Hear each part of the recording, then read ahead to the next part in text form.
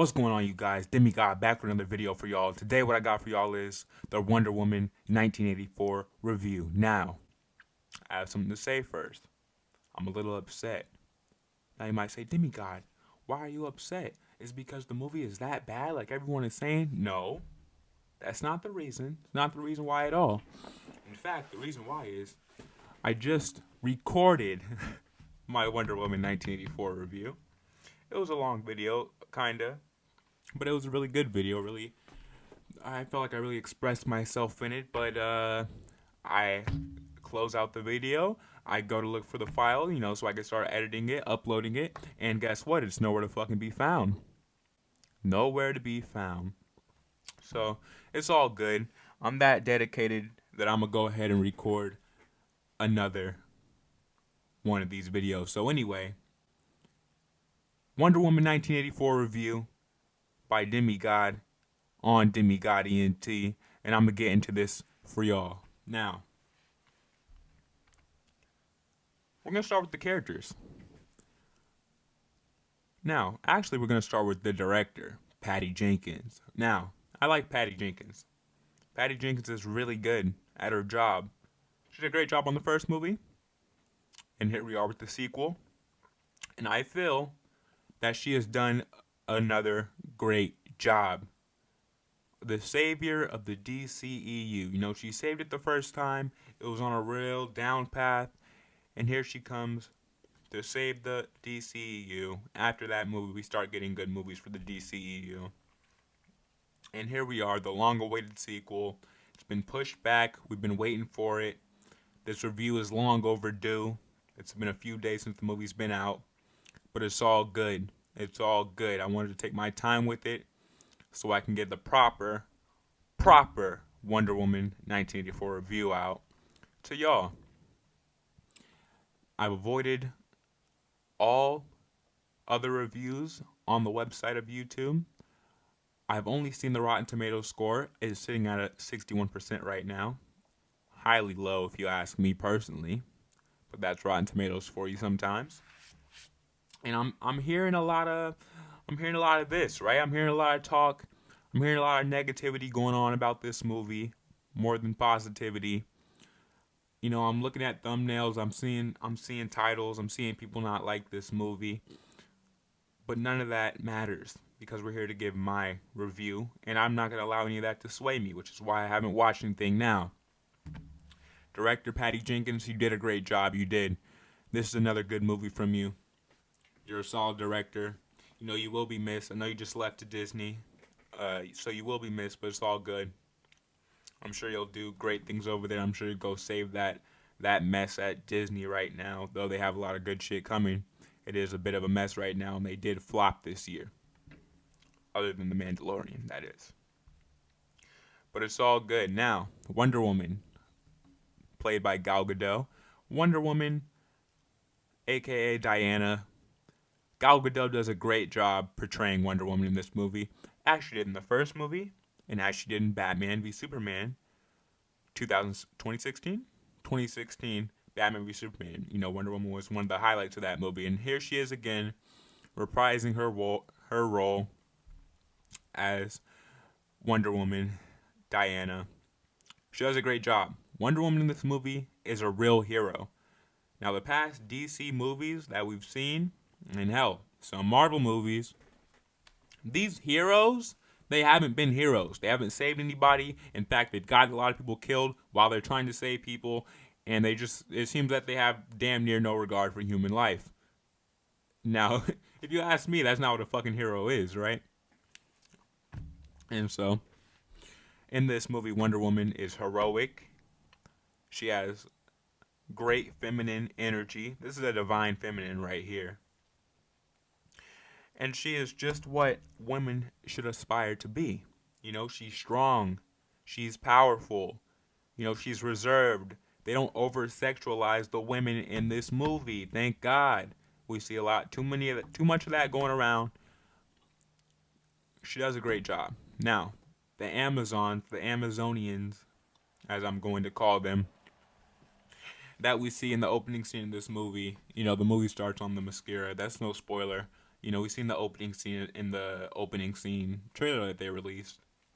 The Amazons in this movie, again, a lot like Wonder Woman herself, they are strong, feminine characters. We don't get to see this a lot. We don't get to see real women on screen, being powerful, how a woman should be powerful. We see a lot of man bashing in these movies. We see a lot of that bullshit. And I'm happy to come here and tell you there's not much of that in this movie. In fact, I'm not gonna say there's not any of that in this movie because there is a scene or two. But let me tell you something. It doesn't overshadow this movie. It's not in there too much. It's very subtle. It's not an all men are bad type of thing. It's a certain type of type of man, I should say, that they show within this movie. He does some pretty despicable things, and he gets handled how he should get handled. Again, this is a non-spoiler review, so no spoilers on that. But anyway, like I was saying, the Amazonians, they do a great job at portraying strong female characters. Now, on to Chris Pine's character in the movie, Steve Trevor. As we've seen in the trailer, Steve Trevor is back in this movie. Chris Pine is back to reprise his role as Steve Trevor. Now, I know we're all sitting there wondering how the hell is this happening?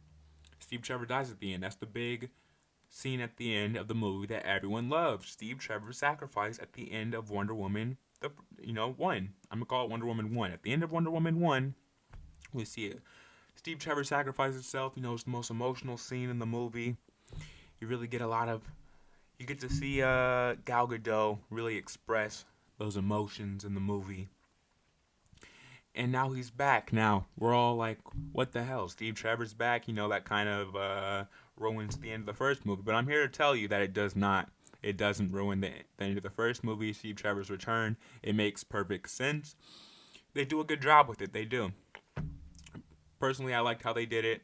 I thought it was acceptable how they did it and how they explained his return. And they did a fine job with it. Now, Barbara Minerva, played by Kristen Wiig. Kristen Wiig in this movie plays Barbara Minerva, aka Cheetah. Now, Cheetah in this movie, again, Barbara's character starts off a bit of a klutz, as you see with a lot of characters in 80s films and movies. They're always like the ditzy klutz type of character. That would bring this movie down, not this movie, but that character in particular, down a peg for me if it was throughout the entire movie. But luckily it's not. It's only in the beginning.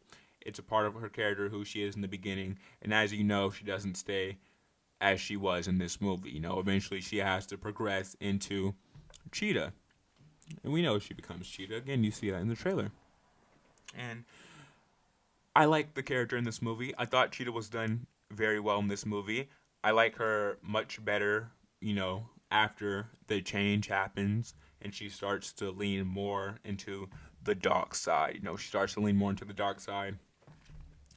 And I thought it was done very well. I did. Now, Pedro Pascal's character, the Mandalorian. The Mandalorian, Pedro Pascal. In this movie, he plays Maxwell Lord. Now, Maxwell Lord in this movie is the other antagonist. There's two antagonists in this movie. It is Cheetah and Maxwell Lord. You can call him Max Lord. He goes by Max Lord in the movie. His full name is Maxwell, though. And Max Lord in this movie, you see him on the screen. You see the White House thing behind him. And I will say, his character in this movie is, more of the entrepreneur type character. He's a TV personality. He's very appealing. He knows how to appeal to people, how to persuade them in dialogue and in conversation, and he knows how to get what he wants, I'll say. And Pedro Pascal did a good job in this movie. He did. I liked his character in this movie. Did I like him more than Cheetah, more than Barbara Minerva? That's a good question. I'm not really sure if I did like his character more, but I definitely did like his character. I liked both the characters. He played Max Lord pretty well. Everything with this character, I'd say, made sense. You know, you see greed overwhelm him in this movie, and you get to see just how he deals with that and the effects that has on him and everyone else. Now, I'm not quite sure how to pronounce this, so I'm not even gonna butcher the name. But Robin Wright's character and Connie Nielsen's character, they're not in the movie for very long. You know, they're on the Mascara. Uh, they're kind of guiding Diana while she's a youth, and I will say they're just the right role models for Diana's character in this movie. You know, they guide her on the right path. They make sure that she becomes the hero she's always meant to be. They give her the proper lessons, you know. In that opening scene in the movie on the Mascara, during like the Olympic scene, it doesn't play the full scene in the little trailer that you got, but in the movie, you know, we get to see the full scene. And I would say they're proper. They're just how they should be. You know, they give Diana a good lesson in the beginning about being a hero. You know, they're the Uncle Ben type character for her, for the Spider-Man fans. Now, we're gonna move on to locations and scenery. Now, the Mascara in this movie, it's a beautiful island. It is. You get to see the Mascara in its full glory. You know, the hidden island. And on the Mascara, like I said, you get to see these Olympic type things. And during this Olympic type things, you get to see just how they get down the Mascara. Now, the Mascara is shot beautifully. It looks beautiful. The CGI is all very well done in this movie. Throughout the entire movie, I'd say. Besides, like, one particular scene. I'm not going to get into it. But no spoilers, no spoilers. But other than that particular scene that I'm talking about, where a character does something, well, something happens to a character actually, and it kind of looks a little goofy. But other than that, everything is done very well in terms of scenery and cinematography in this movie. The Mascara is beautiful. We get to see that typical 80s mall in this movie. Now, you see it in a lot of the 80s shows and movies, and so like the Stranger Things mall, right? And you know, they all look exactly the same. It honestly looks like the exact same set that they used for Stranger Things. I don't think it is, but it looks like it is. And it's a good place. Good, you know, you get some good shots and you get a good action scene in there. And overall, America in 1984, America in the 80s in this movie, it looks proper. It looks how it should look. It was done very well by Patty Jenkins.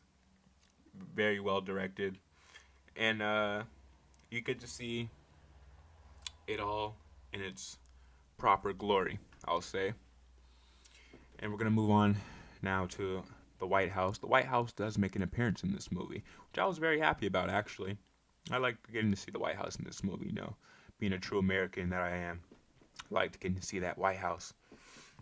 Anyway, again, no spoilers. This is all stuff out of the trailer here. So, the White House in this movie, you know, a fight scene takes place. Again, that's not a spoiler either. You see that in the trailer. And it looks very good. It looks very good in this movie. So, overall, the cinematography, the color palette of this movie is absolutely gorgeous. It's just beautiful. It really is. I love seeing all the splashes of colors. It's very 80s. It's very 80s. I love 80s timepiece movies and films, TV shows because you can really utilize everything that time meant. You know, if you're able to understand me, what I say when I say that. And with that being said, we're gonna move on to the most important part of a movie: the script, the story, and the plot. Now, this movie's driving force is, well, it's a MacGuffin, like we've seen in a lot of movies. Now, in a lot of movies, it's not done very well. I personally am not the biggest fan of MacGuffins in movies being the driving force, but in this movie, I'll let it pass. I'll let it pass because I felt that it was done very well. It was utilized very well. I really liked. I honestly I did like the MacGuffin in this movie and how it worked and how it interacted with the characters and how it drove this movie forward. I thought it was proper. I thought it was done right, and everything in the script and the laws of this particular MacGuffin, it was done very good. So that's all I have to say for that. And Steve Trevor's return. Now, Steve Trevor, as I mentioned before when I was discussing his character, he does return in this film. I won't get into how he returns, but again, I'll say this. I did like how they handled Steve Trevor's return. It did make sense in terms of the movie and the script. It did make sense. It was done very well, and I like Steve Trevor in this movie. Steve Trevor is a really good character. He really is. You could see just why. Again, we'll move on to this next bullet point. You could see just why him and Diana's relationship is so strong and why they get along so well. He really is the perfect person, the perfect contrast to Diana. You know, it is Diana's one true love that she may never have again. And I like their interaction in this movie. I like their relationship in this movie. It's believable. It makes sense. It does. You know, some on-screen movie relationships that we see that, you know, you're really not buying the chemistry between these people. But Diana and Steve Trevor, they have chemistry. They have a history together, a very good history. And it's very nice to see. You know, you've seen a little in the trailer. Diana guides Steve Trevor around the New World in the '80s, and he kind of has this fish out of water look to him. And he's getting to see everything. You know, they show the little scene like she's like, "Oh, everything is art," and then he makes a little trash can joke, whatever. While he guides, while she guides Diana, guides Steve Trevor around. It's very nice. It's very nice the nuances and you know everything between them and just the banter and the dialogue and the you know the happiness to see each other again. That was done very well. It was handled very well in this movie. And we're gonna move on to Diana and Cheetah's relationship now. Diana and Cheetah's relationship within this movie. Hmm. I felt it could have been handled a little better. It could have. They could have established just how good of friends they really are. I don't feel like that was established that well in this movie. However, I felt like it was done, you know, just enough. Just what needed to be done was done. I feel like, and hey, it was what needed to happen. You know, whatever. It is kind of hard to establish in a sequel a new character and then establish a relationship between two people and then trying to have them divide because you know they're going to divide because Cheetah is the villain in this movie. And you see in the trailer, you see them having, a table dinner, and you see they're friendly with each other. You know, they're trying to be in a friendship with each other. And it was okay. They could have done more with that. They could have explored that a little more. So that way, when Cheetah does have to divide from Diana in this movie and go down her path of villainy, it would make more sense and it would hit more harder and impact more. But oh well, it was what it was and it is what it is. I felt it was just enough, but they could have done more there. You know. And now onto the Wonder Woman tank militia fight scene. Now, again, no spoilers here, but this scene was in the trailer. You got to see a glimpse of this scene. You know, Diana's in between the two tanks, the two armored vehicles as they're trying to squish her. She's pushing back against it, and I will say, Diana within this movie, not within this movie, but Wonder Woman within this particular fight scene did very well. You got to see just how powerful she truly is, just exactly what she is capable of, what she can handle, how she can. How do I word this? How she can perform in circumstances like these. And it's a very good fight scene. I did like it. You know, Steve Trevor is involved in this scene. No spoilers, but I will say Steve Trevor is involved in this scene. And he handles his own. That's all I'll say there. And as for Diana's new armor in this movie, I won't say the history of the armor, but I will say I did like the history of the armor. I did like how the armor came to be. I do. I'm not sure I liked how Diana acquired this armor. I felt like that should have been explored and explained more. However, the new armor is dope. It really is. It's badass. Diana looks amazing in this new armor. I like it more than her original, you know, classic Wonder Woman outfit that she sports throughout this movie. I did like it more. It looks so glorious, the all gold with the wing. It looks brilliant. It really does. That was a very nice touch to add that into the movie. And now for the White House fight scene, which again we see in the trailer. No spoilers. There's going to be a fight scene in the White House, and there's a little showdown between Wonder Woman and Cheetah within the White House. And again, in this scene, you get to see just how heroic Wonder Woman is in this movie. As, things pop off, Cheetah is being, the villain of the movie, as she is. It's all done very well.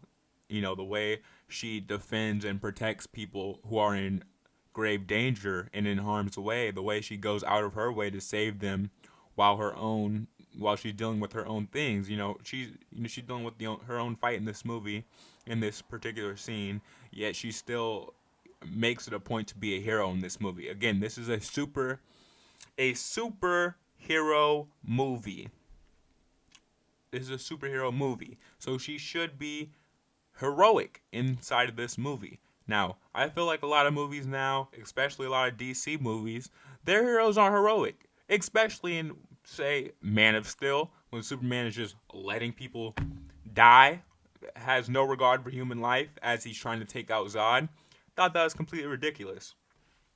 That's not what Superman is. That's not who he should be. Now, I'm not a Superman fan, but I know that's not right. And honestly, I feel like this particular movie was a better Superman movie. I'm going to say that again. This particular movie was a better Superman movie than Man of Steel. It was. Now, Man of Steel is a good movie for what it is. Is it a good Superman movie? That's to be debated, but it is a good movie. But however, this is a better Superman movie. She is much more of a hero that the world needs in these drastic times. She is the hero that they need. She really is. She's very, very heroic. And as for the showdown between Wonder Woman and Cheetah outside of the White House, when Cheetah is in her final form, to say, when she goes full animalistic, when she actually looks like a cheetah, has the tail, has the rage, has the speed, has the ferocity, as Alfred would say. Look at his speed, his ferocity, inside of Dark Knight Rises. Cheetah does have all these qualities, and I thought the scene was good. The showdown was good. We see it in the trailer. We see her in the gold outfit, and she, that's when she has the showdown with Cheetah. I thought it was done very well. I wish it was longer, though. I don't feel like it was as long as it should have been. It should have been longer. We should have got to see more of Cheetah. I mean, this is her moment. This is her moment to shine, and shine she did for the short time that it went on. But I honestly felt like it should have went on a little longer. We should have got to see a little bit more out of Cheetah within this scene. And I don't like how this scene ended. This fight scene did not end very well to me. It didn't. Now, the overall scene was good. However, it could have ended better. I didn't like how the scene ended. And then, of course, it leads on to her conflict with Max Lord, which I just noticed I don't really have much about Max Lord here because they didn't put much of him in the trailer, and he is the main driving force of this movie, along with the MacGuffin. And I didn't want to spoil anything, but I will say I did like Max Lord and his story and his plot within this movie. I like how he gets consumed by his own greed and just goes down this crazy path. Not to call him crazy, which he might be, but he goes down this crazy path. And I like Max Lord and everything he goes through in this movie. And that's all I'll say for that. So overall, story, script, and the plot, I feel it was done. It was exceptional. It was done well. I wouldn't say it was done very well, but it was definitely done well, and it's getting a lot of hate right now that I don't feel it deserves. I've seen this movie 3 times now. I made sure to watch it 3 times before I got this review up, so I could fully be able to express my own opinion on this movie, on this film, and it was done. This movie is done very well, but I did really like this movie. I did, and as that should show, I mean, I've watched it 3 times now. The first 2 times I watched it, we're gonna. By the way, we're gonna move on to the final rating and the wrap up. Now, first 2 times I watched this movie, it held up very well. I thought it did, and I had it sitting at a 9 out of 10, which may be a bit high for a lot of you out there. I know it might be a little bit high for a lot of you. So, final rating for this movie after seeing it a third time, noticing, a few more of the problems with it. I knocked it down a peg, but not too much because, again, this is a very good movie, I feel. And we're going to go ahead and give the final rating here. My Wonder Woman 1984 final rating and score is going to be a 8 out of 10. It's an 8 out of 10. Again, I had it sitting at 9 out of 10. I watched it again multiple times. I lowered it by 1 due to, a few of the, it is a little cartoony, a little goofy at sometimes, but hey, it's a comic book movie, am I right? And overall, as a superhero film, as a comic book film, this is a good movie. It really is. It's a strong movie. It's a strong entry as a sequel to the Wonder Woman universe and to the DCEU universe as a whole. And it did its job. Again, Patty Jenkins came through, did her job again. Give it up for Patty Jenkins. She did very well. She did very well. Sadly, we won't get that trilogy out of her because, she left due to Warner Brothers, really AT&T's shady tactics, but we'll put it on Warner Brothers due to some of the actions taken by Warner Brothers and their overseers, the Illuminati. But anyway, 8 out of 10, boys. 8 out of 10. Go check it out. It's a solid watch. Now, again, I am Demigod, the Chosen One. Thanks for watching. Subscribe, leave a like, and hey, spoiler review coming soon. That I can promise you. Working on it right now. We'll get into that next. Again, I am Demigod, the Chosen One, and hey, I'm out of here. Peace.